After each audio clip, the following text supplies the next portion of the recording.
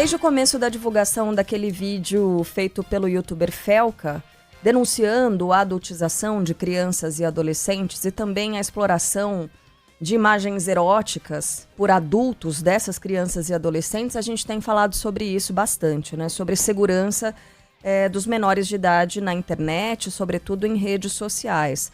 Agora tramita no Congresso Nacional um projeto que tenta justamente proteger as crianças e os adolescentes dessa adultização. Mas quais medidas seriam as mais efetivas? O que de fato precisa ser feito? Sobre esse assunto a gente conversa agora com a fundadora e CEO do PEC Advogados, fundadora também do Instituto PEC de Cidadania Digital, que toca a campanha Criança Mais Segura na Internet, a Patrícia Peck. Bom dia, Patrícia. Obrigada por nos atender. Bom dia, Carla. Bom dia, Débora. Bom dia. Bom dia aos ouvintes. Patrícia, quando a gente fala em medidas essenciais e fundamentais para a proteção de crianças e adolescentes na internet, qual é a primeira, a fundamental que te vem à mente? A primeira, com certeza, Carla, sempre vai ser a educação, né? Logicamente. Então, nós precisamos, no Brasil, de campanhas efetivas educacionais relacionadas à segurança digital da criança e adolescente, tanto para orientar a família, como para orientar o próprio jovem. E isso não é de agora, né? Nós já tínhamos previsão nesse sentido na época do Marco Civil da Internet, que previu lá no artigo 26, 27, essa medida, mas não chegaram a acontecer essas campanhas educativas. Depois nós previmos isso na LGPD, no artigo 14, que traz também a necessidade de você ter materiais didáticos, conforme idade e condição, fazendo a orientação sobre proteção de dados. Houve também a previsão no Marco Legal de Games, que já está vigente, é do ano passado, de 24, e aí então como que plataformas de jogos estão, de fato, fomentando esse educacional.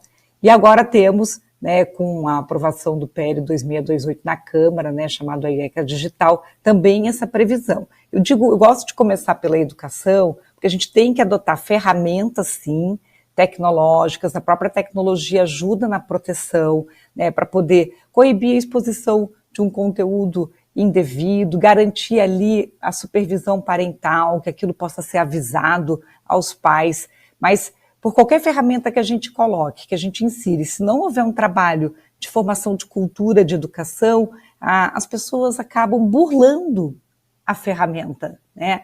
Então, esse burlar a ferramenta, que hoje já acontece quando um menor de idade está mentindo a idade, mentir a idade, primeiro, não é ético, né? A gente não deveria mentir a idade para estar, de repente, num ambiente digital, numa mídia social que não é apropriada.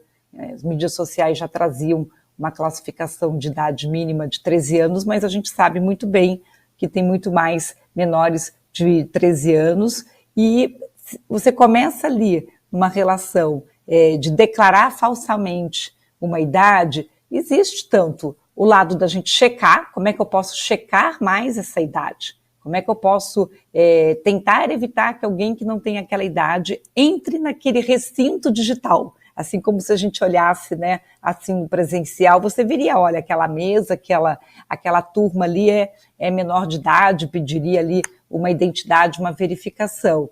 Então, acho que esse é um ponto do técnico. Mas o outro do ponto da família é de que a gente ensine, né, que além de não dever mentir por uma questão de ética, de confiança, também aplicar uma falsa identidade é crime de falsa identidade no Brasil, no 307 do Código Penal. Então, quando a gente trabalha esse educativo, que é algo que a gente realiza muito pelo Instituto, né, que foi criado em 2010, e a gente vai às escolas, a gente dá esse tipo de aula, essa palestra para os próprios jovens, a partir do 6º ano, do 1º ano fundamental, com 6 anos de idade, eles são capazes de perceber qual é o problema, qual é o risco, né, por que existe essa regra de proteção, que vem desde a Constituição e do Estatuto da Criança e do Adolescente, e, logicamente, o que fazer se acontecer alguma coisa ruim, tá? Então, acho que, de início, a gente trabalha educação e ferramenta.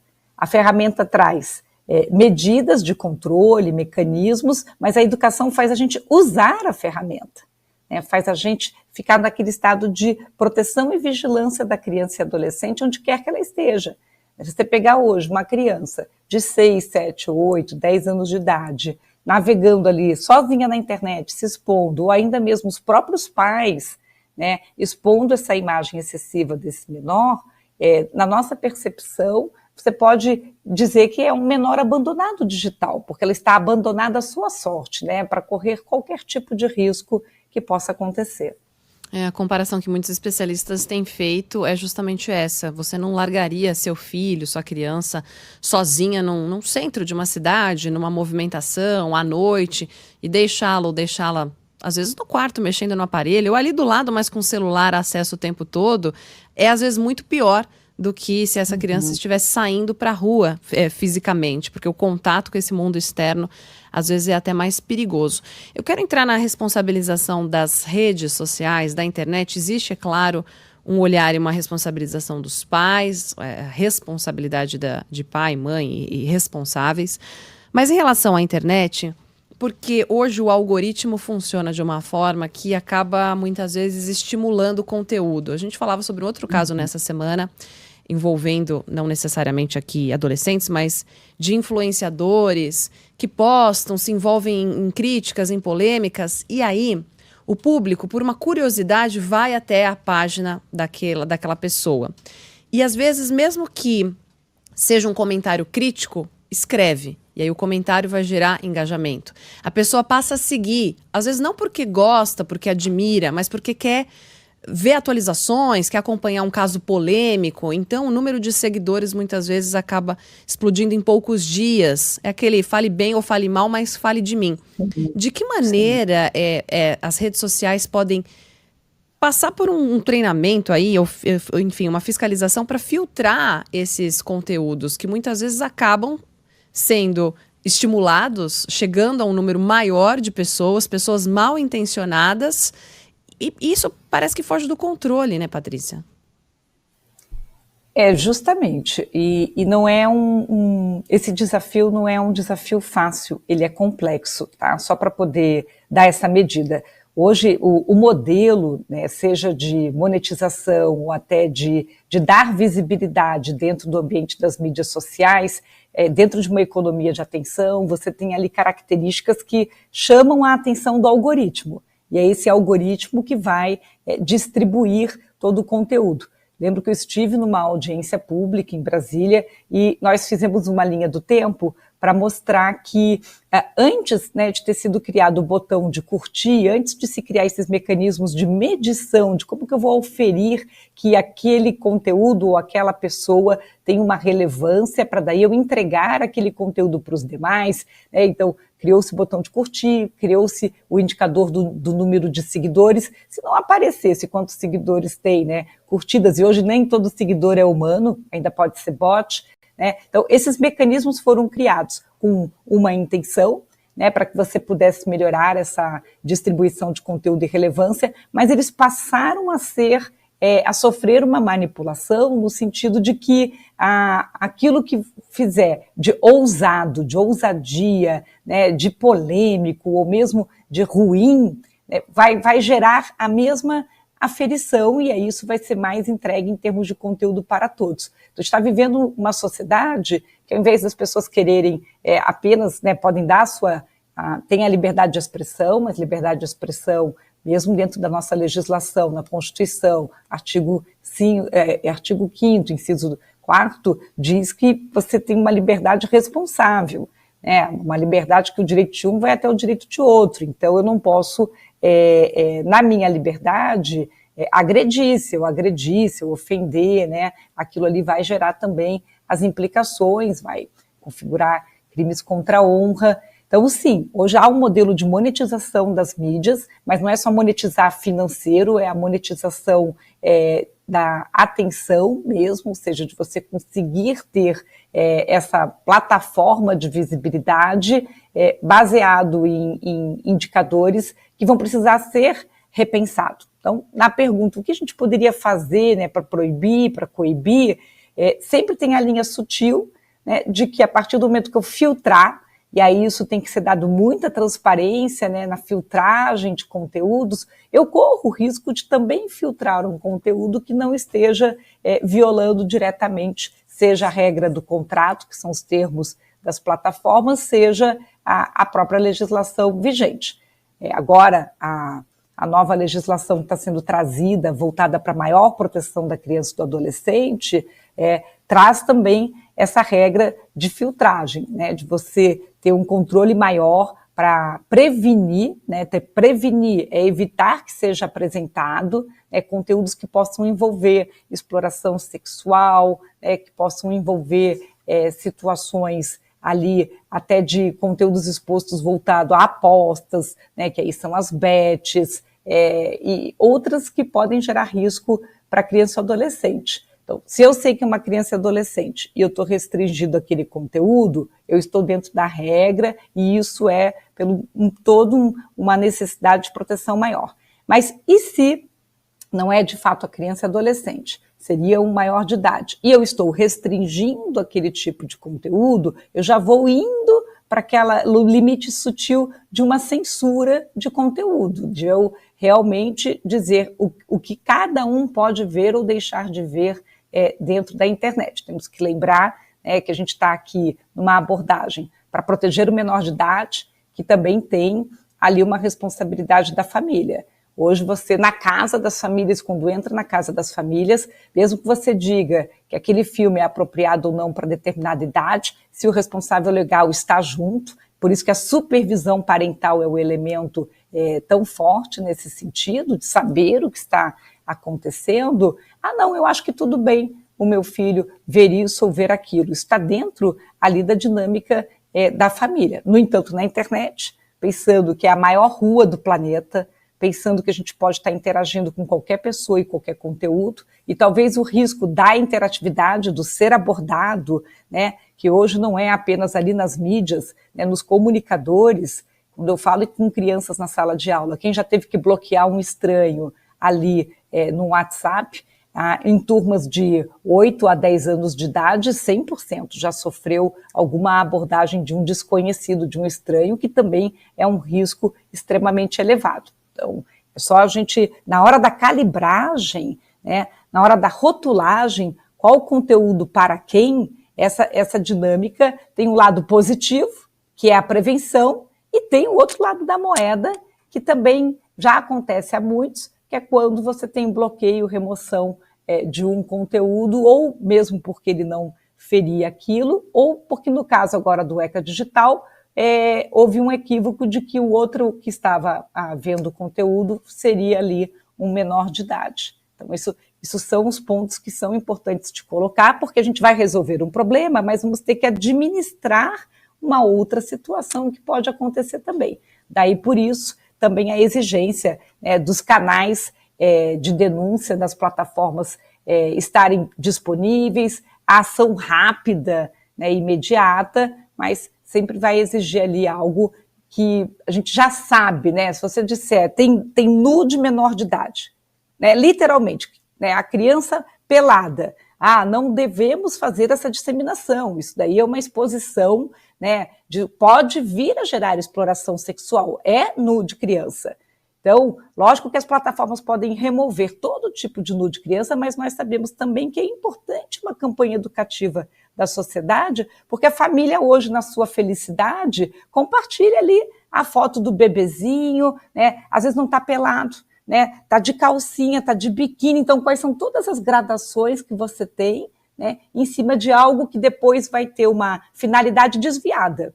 Então, a família deveria se publicar só com controles de privacidade, evitar publicar esse tipo de informação, porque não é só expor o menor hoje, é expor o menor para sempre, no futuro. E se é denunciado, mediante uma denúncia, remove. Mas se é o preventivo, esse vai num leque até cidades de praia, com as pessoas estão de biquíni, vão ter crianças de biquíni, vai ter criança naquela piscininha na areia, que está ali também, tudo isso acaba conseguindo ser enquadrado numa exposição para possível exploração sexual infantil. Nossa, é um tema tão tão rico para discussão.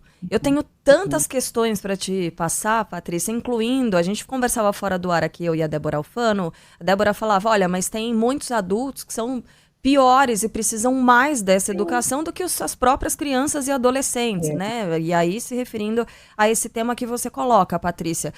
Eu tenho muitas questões, mas tem muitos ouvintes escrevendo para cá, repassando essas questões também. E aí eu queria pegar carona em uma palavra que você usou há pouco, que é a censura. Tomar cuidado para não cair na censura, uma vez que quem defende que não há necessidade de que haja regulamentação das redes sociais, muitas vezes se baseia nessa ameaça de uma censura para a liberdade de expressão e tudo mais. Então é algo que, de fato, a gente tem que olhar com muita atenção. Mas aí o Caio Márcio, nosso ouvinte, que é de Carapicuíba, aqui em São Paulo, coloca o seguinte: a calibração dos algoritmos por parte das Big Techs para evitar esse tipo de abuso ou situação de risco. Será que isso poderia acontecer a partir das próprias Big Techs? Ou será que, ele coloca aqui governos, mas eu imagino que seja mais algo relacionado à justiça, terão de criar os seus próprios meios, né, bots ou uma espécie de polícia digital, ele coloca uma entidade digital para coibir isso, já que não existe moderação por parte dessas redes. Qual é a sua opinião com relação a esse controle, como é que ele tem que acontecer e que ferramentas poderiam ser úteis e eficazes, né, para fazer essa moderação? Márcio, né, obrigada pela colocação, né, aqui o ouvinte muito atento. Fazer a lei é fácil. Você escreve uma lei e aí depois a gente tem que fazer a campanha educativa da lei, mas tem que fiscalizar aquela lei e coibir. E eu acredito que para essa dimensão que é hoje o digital, nós já temos desafio nesses últimos 30 anos praticamente, ali do final dos anos 90 para cá, mas principalmente com o nascedouro das mídias sociais, ali ao redor de 2010 no máximo.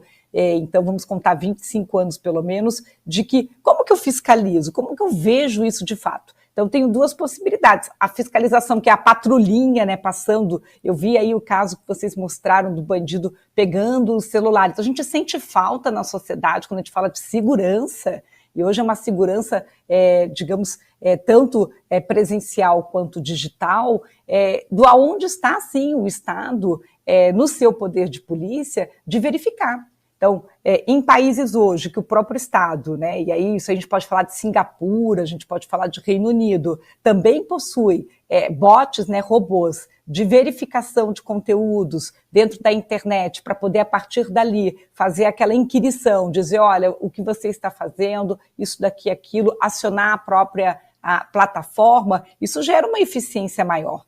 Porque se a tecnologia está nos desafiando nesse território, nesse espaço de convivência digital, que é como se fosse, eu disse, a praça pública digital, também temos que levar para ali, né, a guarita, né, a patrulhinha, o canal de denúncia do próprio Estado. Mas nós estamos colocando que essa primeira medida maior ali de você estar na cena, podendo agir mais imediato, é um compromisso que está sendo colocado para as plataformas. Por quê? Porque elas detêm a tecnologia.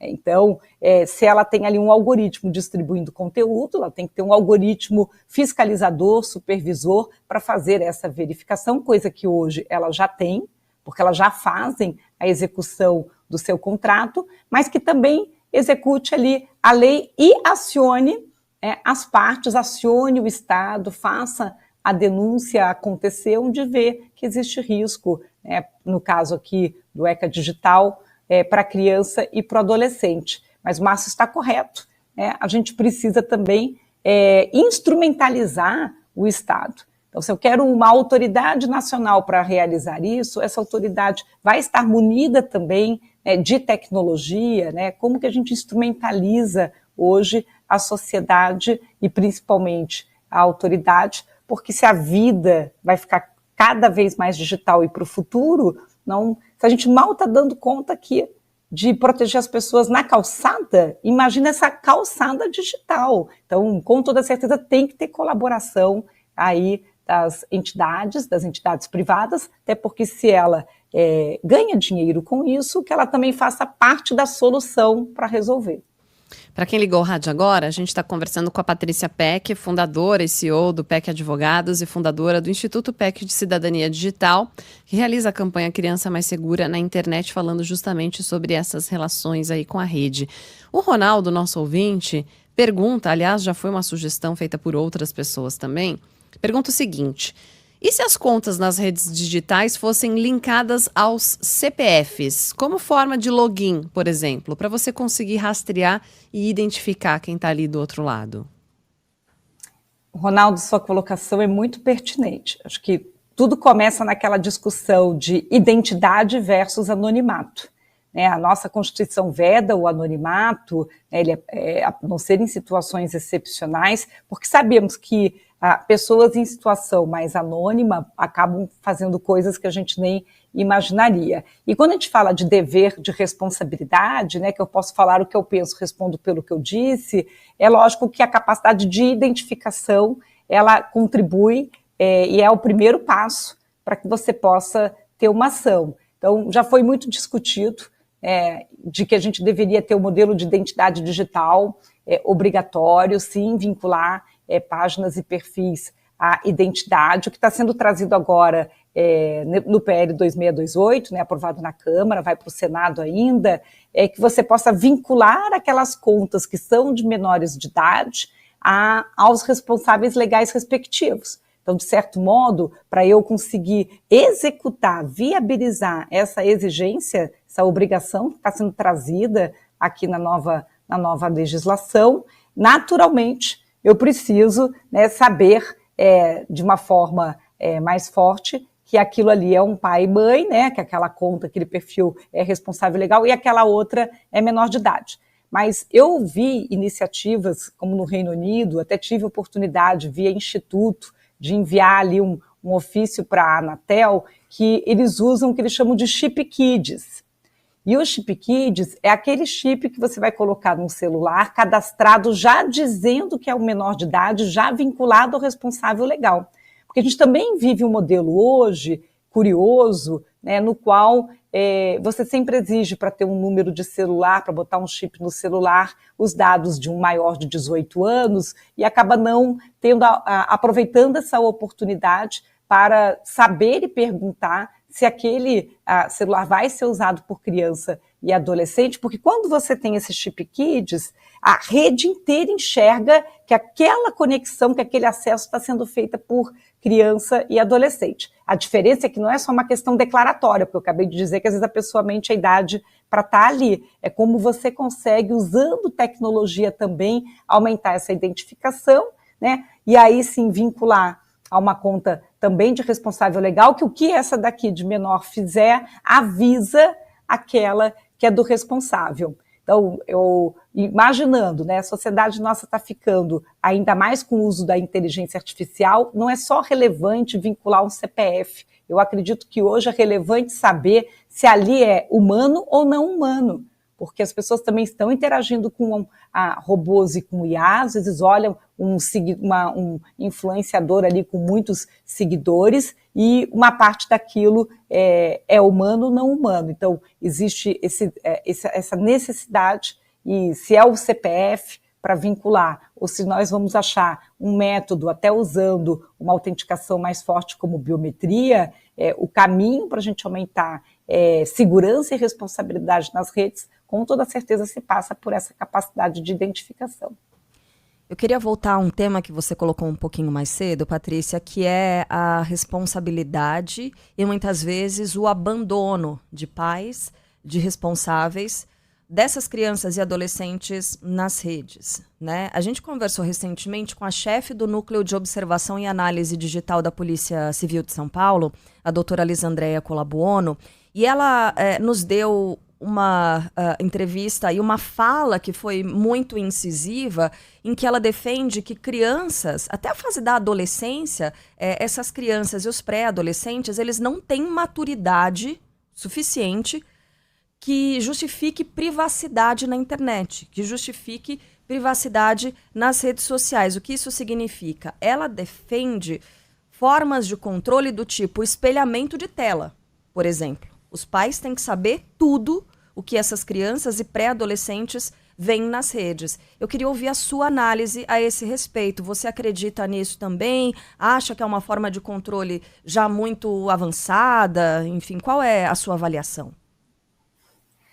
Olha, muito obrigada, Carla, pela questão. E aí, vamos lá, né? Nós temos, em termos pedagógicos, né, nós formamos uma criança para a vida adulta.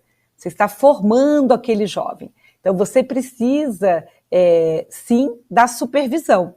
Ou seja, atividades que você pode dizer que ela não pode estar sozinha. E essa supervisão ser ostensiva, né, naquela idade bem de criancinha, que é até 6 anos de idade, por exemplo. Aí depois você tem ali de uns 7 até uns 10, já um outro estágio, de poder ir ganhando autonomia, executando certas atividades para poder mostrar que consegue fazer, que é confiável, você vai olhando mais de longe, pode ser até no parquinho, né? Aquela hora que você está sentado junto, está com ela no seu colo, a hora que você vai deixar um pouquinho mais distante, vai ficar olhando de longe para ver o que está acontecendo, até poder ir, vou na casa do amiguinho, tá? Quer dizer, aí você tem aquela faixa etária depois dos 12, né? Que é praticamente aos 13, aos 15, depois 16 a 18, quer dizer, então você pode dividir quase que em 4 grupos, existem estudos para isso, mas de um para o outro, ela está ganhando autonomia, tá? Assumindo mais responsabilidades para que você possa formar o adulto. Então, assim, em qualquer época, nós mesmas já fomos criança também. Se nós formos para o outro extremo do pêndulo, que é a superproteção, nós vivenciamos hoje já uma geração, né, que passa dos 20 anos de idade, que já cresce mais superprotegida, que tem dificuldade depois de realizar atividades com mais autonomia e que aí fica muito inocente, né? Não desenvolve ali a capacidade de percepção de risco, de perigos. Então, lógico, a criança e o adolescente, até por uma questão de desenvolvimento, né, e não vou entrar em questões médicas, não percebe perigo e risco. Você ensina e treina essa percepção de perigo e risco. Então, se eu vou espelhar a tela, ou se eu vou sentar do lado, se eu vou querer saber, ou se eu vou ter ali aqueles softwares de supervisão parental, que pela regra agora nova da legislação, precisa já ser embarcado por padrão. Se eu já declarei que é um menor de idade, se eu sei que é criança e adolescente, tem que ter a supervisão parental por padrão, que é a mesma coisa dizer que outros aplicativos, isso mesmo na lojinha de baixar aplicativos ou de acessar as coisas, já precisam fazer a configuração vir com esse mecanismo de proteção. Mas se eu estou avisando para esse responsável legal olhar aquele relatório, ver os acessos, ver o que estava de conteúdo acessado, vem lista de links que você pode olhar, ou se é imediato, ou seja, em tempo real como tela, eu acho que são níveis, né, de ferramentas para a supervisão parental, que também são escolha da família. Quando a gente regula, é o mínimo necessário, ou seja, qual é o mínimo de supervisão ali que precisa ter que a ferramenta ajude, né? Não pode ficar sem supervisão, por isso que tem que vir por padrão. Agora, se eu vou querer a máxima supervisão, né, aquele pai e mãe que sempre vai junto, até na festinha do filho, que vai pegar ali na porta da festinha e etc., ou se é aquele, né, que vai dizer, me manda notícia, quero saber com quem você vai, com quem você volta, porque a gente só tem que lembrar que a gente está formando a criança e adolescente para a vida adulta. O que nós estamos combatendo é a adultização precoce, aquilo que faz que haja exposição demasiada da criança e do adolescente, e estamos combatendo um ambiente digital no qual os algoritmos no modelo atual de monetização estão favorecendo ou estimulando comportamentos até de ousadia e agressão, porque é isso que faz você ser impulsionado, isso que faz você ser reconhecido, né? Então, a gente tem que ter cuidado que essas recompensas digitais que foram criadas acabam estimulando um comportamento que faz mal para a saúde física e mental da criança e adolescente. Então, precisamos criar recompensas que beneficiam um comportamento de segurança e proteção. Então, você agindo de forma segura, existe a recompensa da segurança, e não a recompensa de quando você está se expondo e deixando de ter cuidado. Patrícia, para a gente encerrar, uma dúvida e um receio de muitos pais, às vezes familiares, tios, tias, em relação à publicação de fotos das crianças. Porque, como a gente falou, o familiar posta naquela boa intenção, orgulhoso, com carinho. Às vezes a rede social é aberta, não é assim de acesso apenas a conhecidos, então qualquer um pode acessar. Quero te ouvir como especialista, qual que é a orientação? Por exemplo, a gente tem uma conhecida que é do meio da televisão, que tem muitos seguidores. Quando ela posta foto da filha, ela não mostra o rosto, coloca ou um emoji, ou coloca ali a mãozinha, ela com a filha, mas tenta evitar a exposição dessa criança. Eu já vi, por exemplo, às vezes fotos de crianças, aí até uma questão de segurança mesmo, com o uniforme da escola, evitar mostrar onde aquela criança estuda, cobrir o uniforme. Que recomendação você dá para as pessoas que postam fotos dos filhos, dos sobrinhos, dos netos, dos amigos na internet? Débora, esse acho que é um dos pontos mais relevantes, por isso que a gente voltou lá para aquela questão do educacional, né, quando ministro as palestras em escolas ou para a família, que é assim, como que a gente aplica uma minimização, né, para expor demais? Envolve uma curadoria. Então, é lógico, você dizer assim, nós vivemos uma sociedade digital, também retirar completamente a existência daquele menor de idade. Nesse conceito, em termos de internet, mídias sociais, né, é quase como você sofrer ali um banimento, um ostracismo, né? Então, mas para o outro lado, né, você evitar o corpo nu, né? Inclusive isso envolve bebezinhos, você evitar a exposição que possa dizer rotina, trajetos e horários, que é essa questão, né, de uniforme, da onde que estuda, porque iria até ali. Logicamente, quando a gente fala de rostos, às vezes não adianta muito um emoji, porque tem coisas que a gente não está querendo que outros humanos vejam, mas tem coisas que o algoritmo vai conseguir ver de todo jeito, por isso a ideia de que os algoritmos também contribuam para evitar entregar conteúdos de exposição de criança e adolescente. Mas, com toda certeza, de tudo que a gente vê acontecendo, eu não digo nem só essa exposição no sentido de uma exploração mais sexual, mas a exploração em geral, né, de você hoje estar repleto, né, de vídeos de menores de idade em situações que são ridicularizantes.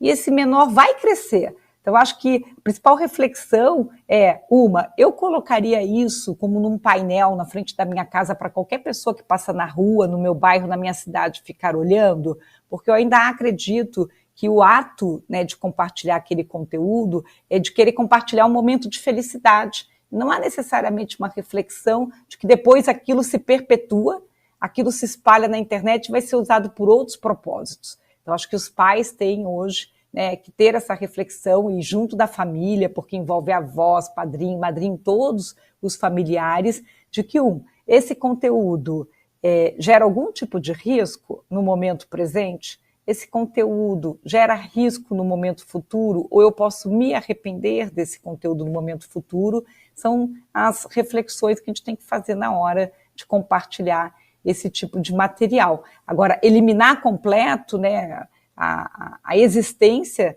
dos menores no contexto familiar, no ambiente digital, eu também aí já acho que vai trazer outros tipos de efeitos colaterais e de sentimentos, né, de que não estou incluído nesse contexto, lembrando que ele vai ser um adulto vivendo numa sociedade digital.